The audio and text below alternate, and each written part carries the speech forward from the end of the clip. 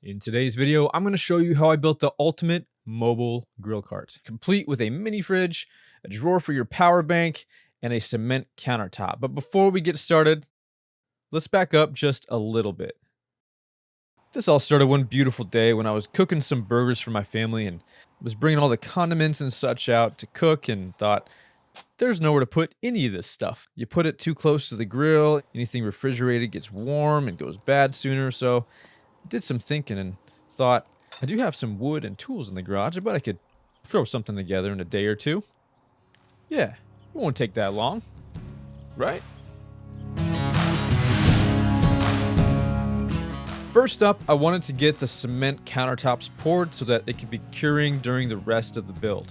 So full disclaimer here, I have never actually made cement countertops before. I pulled out the melamine to create the mold for it first and realized that I didn't have a track saw or any long enough straight edge to cut the melamine in a straight way. So I decided to make what I heard Cam over at Blacktail Studios call the poor man's track saw, since I don't have a track saw myself. Basically, I'm cutting a piece of plywood at 8.5 inches and then cutting a thinner piece of plywood at 3 inches, gluing the 3-inch piece to the top of the 8.5-inch piece and screwing it together with some deck screws. And then taking my circular saw, I can just run it down the 3-inch strip on top, cutting through that bottom piece, creating a perfect straight edge. You can definitely get by using this method. However, if you can, I would definitely say just go get a track saw. It's way easier, way more accurate, and I know I will be doing that in the near future. So now using my new state-of-the-art track saw, I'm able to cut all the melamine pieces down for this cement countertop form. But before I go on, I do want to mention that if you guys see any weird red bumps on my legs or my hands and arms throughout the build of this video, I just want to let you guys know that they are actually seed tick bites. I went hunting the other day for a bow season opener here in Nebraska and got all bit up from seed ticks. It's been so wet here this year with the rain through the spring and the summer that I guess the tick population is up. So anyways, I got all eaten up, had to go to the urgent care center to get them taken care of. I'm on the mend now, but you will see them in this video. I couldn't get them quite healed up before turning the camera on. So anyways, just want to let you guys know that's what's going on. So I actually made a mistake here when I was sealing off the melamine form, and I'll get into that a little bit later. But to reinforce this countertop, I was going to buy some of that fiberglass mesh, but they came in big rolls and were pretty expensive and way more than I needed. So I just bought this cheap cattle panel at a Tractor Supply down the road. Decided to use my grinder to cut it down to size, about 1 inch in from all 4 sides. Once I got that all cut and ready to go, we were ready to start pouring the concrete. So after enlisting this adorable army of little people to help me carry the concrete, well, I did most of the carrying of the concrete, but they supervised and were very helpful in the mixing process. Going to be using this charcoal cement powder dye stuff I got at Menards. I've also added links to everything I use in this build in the description below and in the free plans, so you can check that out there. But then we just use the instructions on the bag and on the containers of the dye and just slowly mixed everything together. This stuff was really sticky and hard to get out into the bucket, but I just took it 1 bucket at a time over into the mold. I used 3 canisters of this dye and then 4 bags of this concrete. I wanted this to be about a 2-inch thick concrete countertop. It ended up being just about 1 3/4 inches thick, which I thought actually looked really good.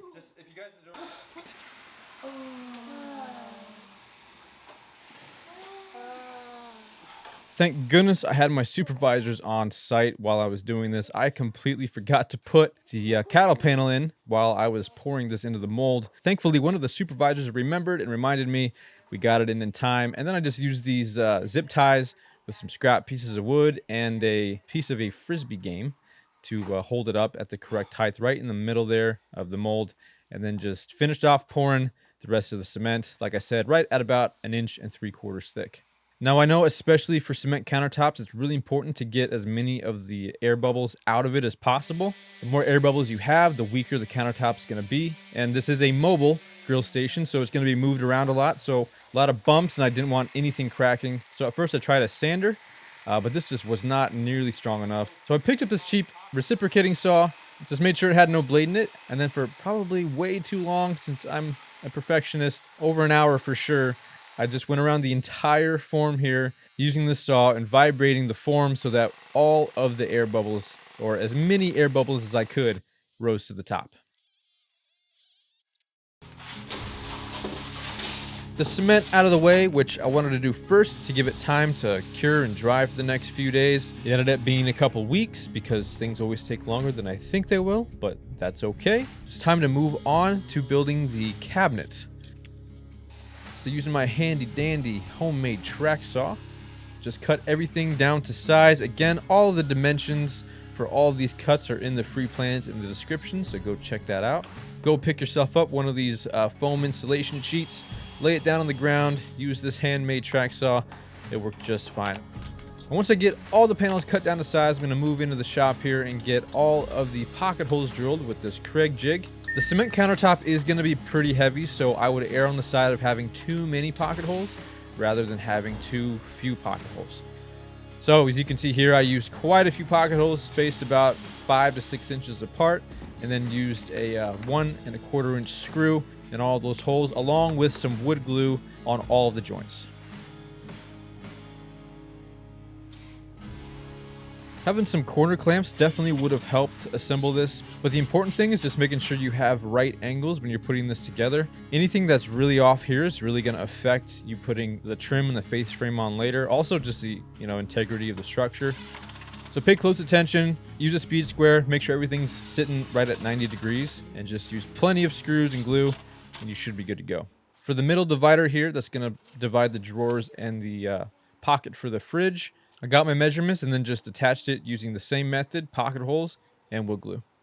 I want to take a quick second here and invite everyone who's watching this to join the Guardians Guild, which is my private online community full of woodworkers of all skill levels, helping each other learn and become better. Inside the guild, you get access to all of my courses for free, like how to learn SketchUp, how to take photos of your builds, how to sell your builds for profit, as a few examples.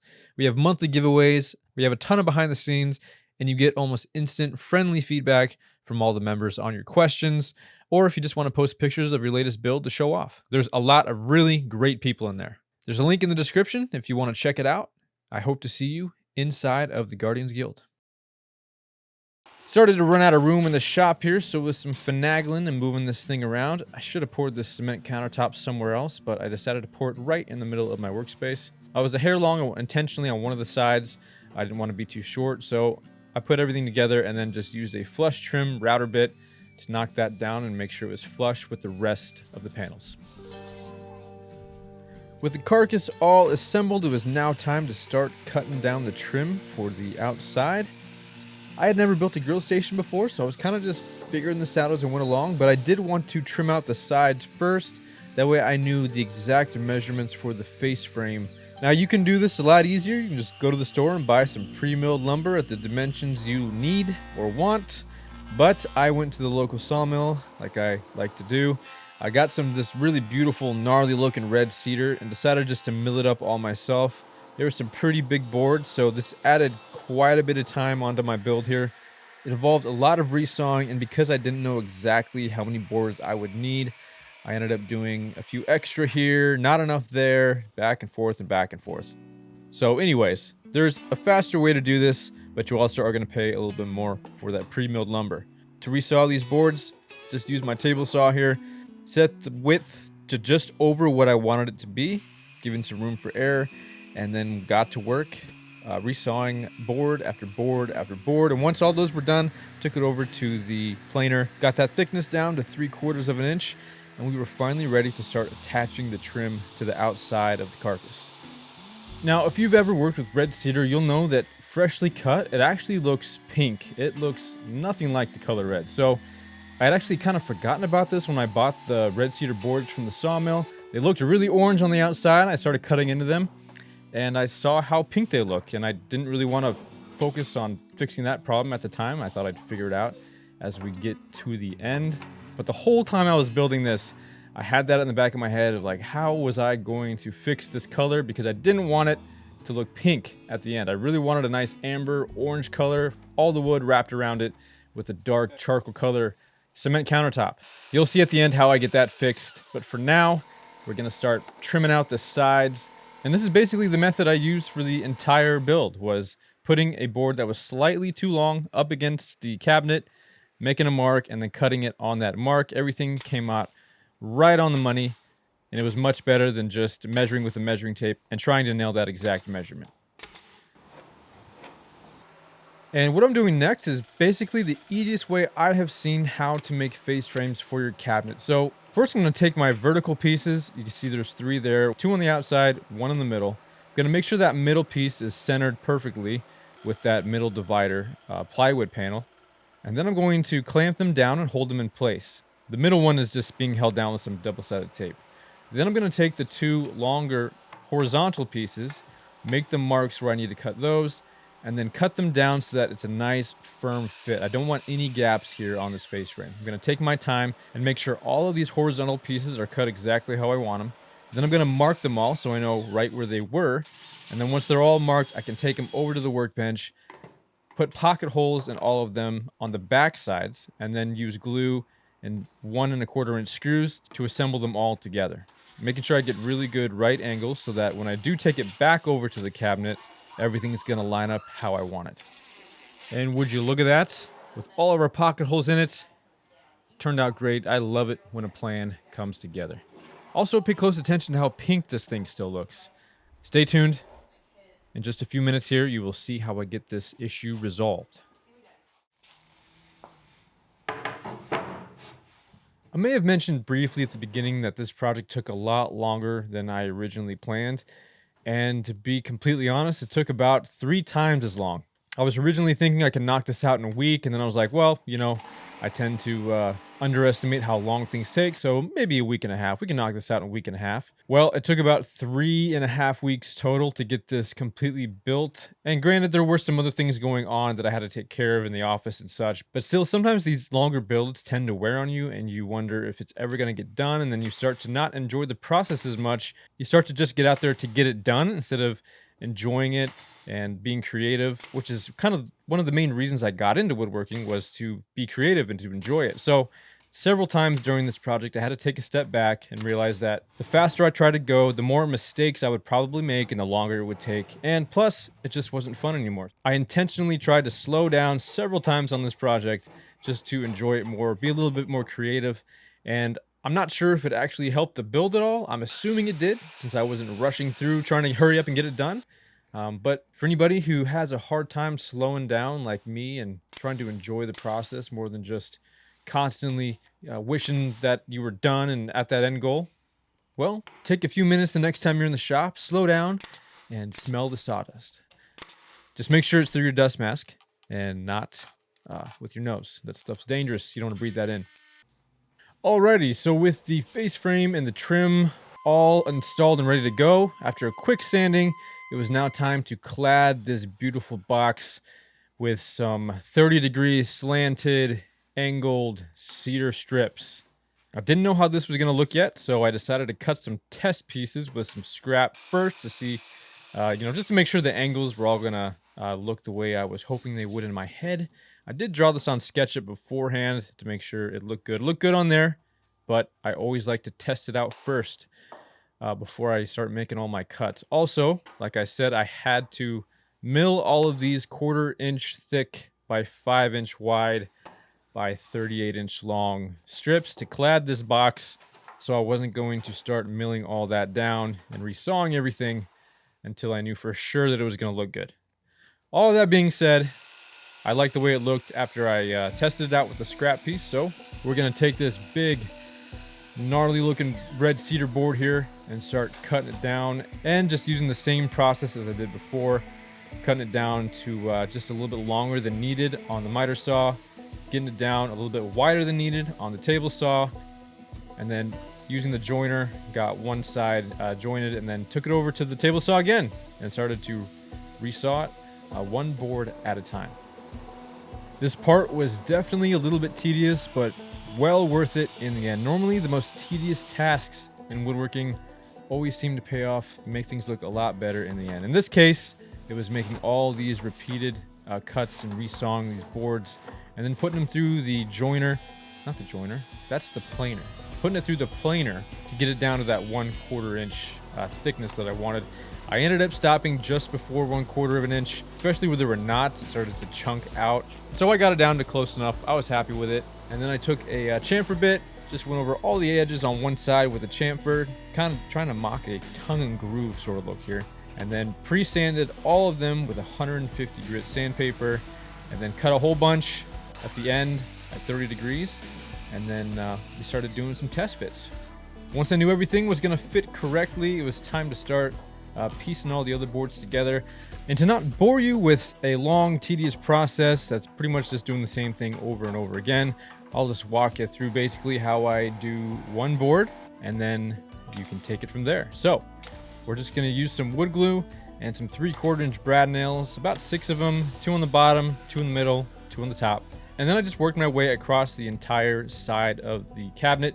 I try to do all the largest pieces first because any offcuts from those big pieces I could use, then recycle them basically for the smaller puzzle pieces at the end. But for those more abstract shapes, basically just taking one end, cutting it at 30 degrees, lining it up against the previous board, and then just taking a pencil and marking the 2 spots where I need to draw a line to cut. Then I just use a ruler to make a line so I know exactly where to cut. And then I can either use a jigsaw or a bandsaw in my case to cut that straight line. It doesn't have to be perfect. I decided to take a thin piece of trim. I'll show how I did this in a little bit. But take a thin piece of trim around all the edges. That way I didn't have to worry about being perfect on all my cuts, especially when I'm freehanding with a jigsaw or a bandsaw. Pretty much impossible to do that. So just getting it close enough, at least within a 1/2 of an inch, which shouldn't be too hard to do, you'd think. Just repeating the same process and using the glue and nails to wrap this wood around the entire cabinet. Quick little tip here for you. Get the piece that you're working on as close as you can to the tools that you need to complete it with. Really speeds it up.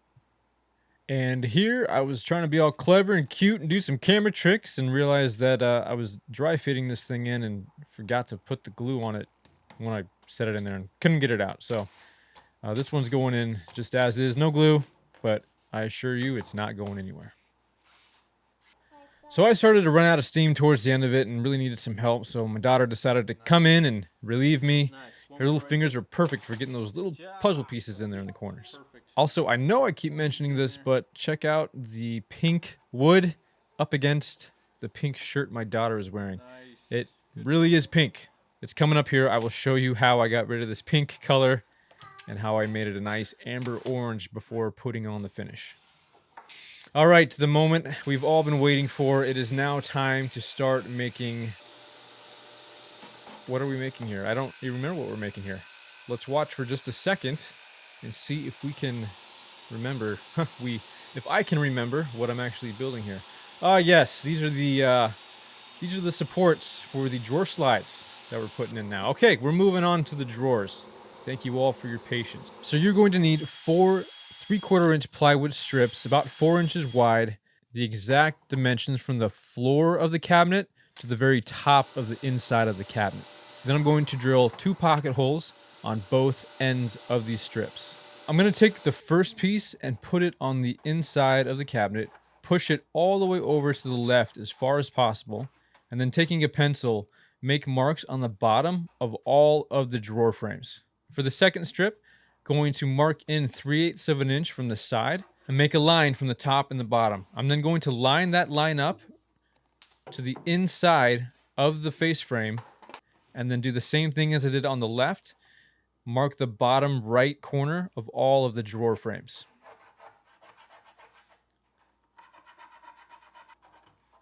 It should look something like this. Actually, it should look exactly like this. Now, before I mount the brackets to these plywood strips, I do need to offset them 3/8 of an inch from that corner mark that we made for the drawer frames. This is easy on the right side because we already have that line measured 3/8 of an inch in, so all we have to do is line the brackets up with the outside of that board. But on the left side, I'm just going to take a combo square and make a mark 3/8 of an inch to the left of those corner marks. That way I can offset those brackets correctly. To attach the brackets, I'm just using the hardware that was included in the mounts that I bought. And then heading back over to the cabinet, I'm going to take the remaining 2 strips that we haven't used yet, and I'm going to install them so that they're perfectly flush with the inside edge of that face frame. It's very important to get these to line up as perfectly as possible. This is going to allow for the drawers to line up correctly. Now these are 21-inch deep drawer slides, so to get the correct depth for that back support piece, all I did was line up the slide to the very front, just inside, flush with that face frame, used a clamp, and then just slid the brackets in the back so I knew exactly where I had to fasten that rear support. I also used a scrap 3/4 inch board and put it in between the slide and that dividing wall. That way I knew it was spaced correctly right to left and front to back. Hopefully this is all making sense. Again, I've got all the plans with the dimensions in the description. So if you want to make this yourself, go ahead and give those a download. Once everything was lined up and looking crispy, went ahead and just used 2 screws on the, well, first I slid the mounts into the brackets in the back, and then just used 2 to 3 screws on the front to fasten it, making sure that it was flush with that face frame on the bottom and the side. Once the right side was done, just repeated the exact same steps for the left. Only this side was easier because I didn't need any spacing. I could slide that right up against the wall and knew exactly where it was going to go. It was a little difficult to get the slides and the brackets in and still be able to access the pocket holes, so had to take a few brackets off. But after finagling with it for a little bit, we got them all installed and everything was looking like it was lining up perfectly. Now it was time to move on to cutting some drawer boxes. When I hear people talking about doing DIY projects around the house or any sort of build in their garage, and they talk about how, oh, I had to make 5 to 10 trips to the hardware store just to get this one project finished, I understand that can be pretty frustrating, especially if you're, on a time crunch or you're trying to get things done in a hurry. But I gotta say, sometimes it's a nice little mental break for me. A bit of a release, honestly, to kind of get out of the shop, get your mind clear, go pick up a piece of wood down the street, and then come on back, cut it up, and get back to work. So anyways, after the 15th trip to the hardware store on this project, got to work cutting up this 1/2-inch plywood for the drawer boxes. The drawer boxes, the side, front and back, and the bottom are all going to be made from this 1/2-inch plywood. And I will be adding a 1/2-inch dado to the bottom of these drawer boxes. However, I don't have a dado stack right now, and the blade I do have on my table saw is not a flat grind, so it would have been a pain in the neck to try to level out the inside of those dados. So I decided and opted to go for the 1/2-inch spiral upcut bit I have on this router here. So after a quick test on a scrap piece of plywood, always like to test it out, I used a guide along with this router and the 1/2-inch upcut spiral bit, measured in a 1/2 inch from the bottom of these panels, and then before cutting them down to size, went down the entirety of the strip to make sure I had a dado all the way down. This worked out really well. I would have preferred to use a router table rather than this guide on the router, but I didn't have one. Don't really have enough room in the garage setup I'm currently working in, so that will be a project for the future to get a really nice router table for this. And also, just having a dado stack for my table saw probably would be the easiest option. To get the exact dimensions for my drawer boxes, all I did was measure the drawer slides. So outside to outside of the slides, which was 20 inches in this case, and I knew these were 21-inch deep drawer slides, so I had to make cuts on the strips with the dados in them. So I needed 6 panels at 20 inches for the front and the back, and 6 panels at 21 inches for the sides.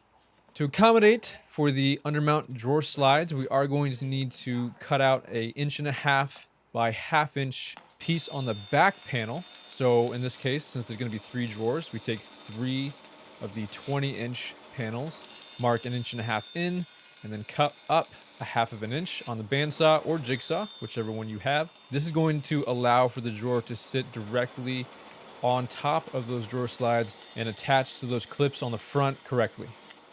For the drawer bottoms, we're going to get them cut, accounting for that extra 1/4 inch on all 4 sides we're going to need for that dado. After a quick dry fit on all 3 of the drawers, going to pre-sand all of them. Everybody knows that it's almost impossible to sand drawers after you put them together, so definitely take the time and pre-sand all of them with 120 to 150 grit sandpaper before assembling them. And to assemble these, I'm just going with the traditional butt joint here. These can actually make some really strong drawers, I hear. I'm by no means a professional cabinet maker, but we're going to get them all lined up, make sure we're right at 90 degrees. We want to pay very close attention to this. Then we're just going to add a thin bead of glue, and I'm just using 3 to 4 18 gauge 1.25" brad nails along all of the joints. If you've watched any of the videos on drawer making before using this butt joint method, you do know that the orientation of the drawers is very important. You want the nails to be perpendicular to the direction that the drawer is being pushed or pulled in. This way, the nails are working against the wood, and there's no chance of you pulling the drawer out really rough one time and just pulling the whole front off because the nails are going parallel with the direction the drawer is going in and out.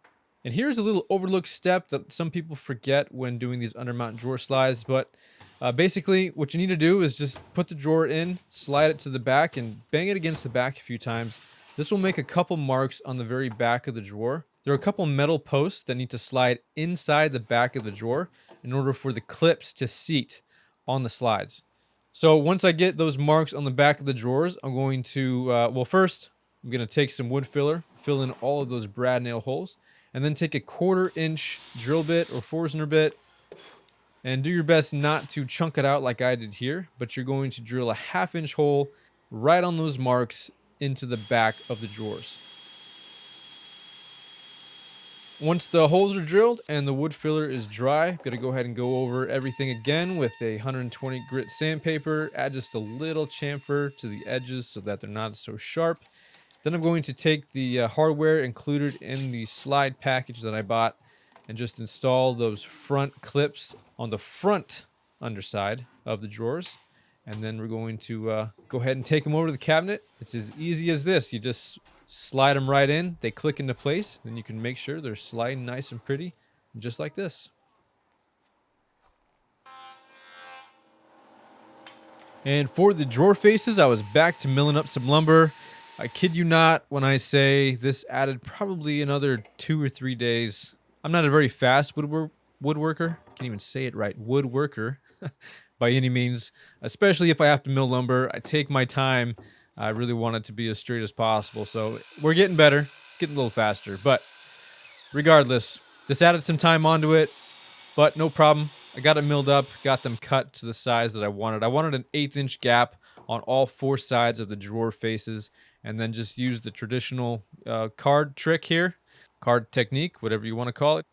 Wedged them in there so they were all equally spaced and very firm in there, and then just took some 1-inch screws and screwed it on in through the back. And look at that. Crispy. I like it. Did the same thing for the second drawer, and the third drawer gave me a little bit of trouble with this glue up. The boards were, believe it or not, didn't mill it up perfectly straight. So took a little time to sand it, try to straighten it out, get it right down to where it needed to go. Still wasn't as perfect as I was hoping, but you know, it was close enough. We had to move on to the next part of this build. I'll put a link in the description for the casters I use, but these are just some really heavy duty 2-inch casters.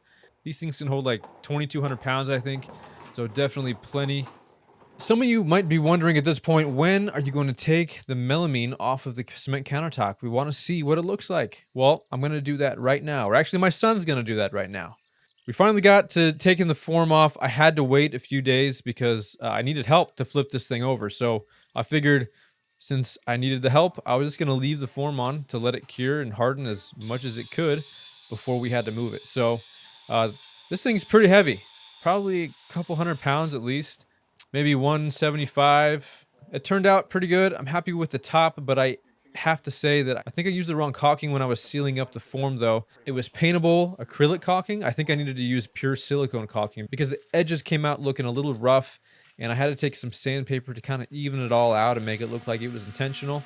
I was really hoping for a smooth top and edge all around. So I think the next time I do this, I'm going to try some silicone caulking, but I'll keep you guys posted and let you guys know how that works out. After sanding the whole thing with the 120 grit sandpaper and cleaning it off, I'm using this Tough Duck countertop sealant. This is the first time I'm using this, so I'm curious to see how it works out. Just gonna put one coat on. I ended up putting 2 or 3 coats on total. There was a little bit of streaking. I'm not sure I did it correctly. Yeah, I'm not really sure what happened, to be honest with you. I probably didn't follow the instructions on the can like I should have. So if you guys get this stuff, follow the instructions and don't do what I did. But all in all, still happy with the way it turned out. Just wish it was a little bit less streakish. But still, this is very water repellent. And my wife liked the way it turned out, so I am happy. So we're getting around just real quick to some final finishing touches. Like I said, I want to put these little thin strips along the edges to cover up any of those gaps on the 30-degree pieces on all of the sides. I'm actually just using some scrap cutoffs from some of the resawed lumber I had earlier. Gonna add a couple more coats to the cement countertop. Cut a hole on the middle dividing panel on the inside, just below that second drawer. That way I can run the mini fridge cord through it to the generator inside of the drawer. Gonna test fit the mini fridge inside here. This was a very tight fit, made me very nervous. I have updated the plans in the description to fit this fridge better. I barely made it in there. I had to do just a little bit of sanding and some shoving in, but it worked. It fits, but the plans are updated. It'll fit better if you build yours. To secure the cement countertop to the mobile station here, just use some basic liquid nails from the hardware store. Put a nice thick bead all around the edge, and then just lowered the top down onto the station. Added some hardware, a couple accessory holders on the right side, a towel rack on the left side. And now it was time to deal with the issue that had been plaguing me the entire time, and that was this pink wood. Did not like this color. I know it was gonna amber out eventually if I just let it sit, but I didn't have enough time to do that. But I did have a few days here to start editing this video, so I thought, well, the forecast shows sun for the next 3 days. So I figured if I let it outside long enough, it might just turn orange if it's in this hot sun, because we've had a very hot October here so far. And this plan actually worked. You'll see here in just a second. I'll take off the hardware that I put on while it was outside, and you can see that it's a lot more orange around where the sun was hitting and underneath where the brackets were. Definitely much more of a pink color. Once it was at a nice orange tone that I was happy with, I brought it back in the shop, wiped the entire thing down with some denatured alcohol, and covered the cement countertop.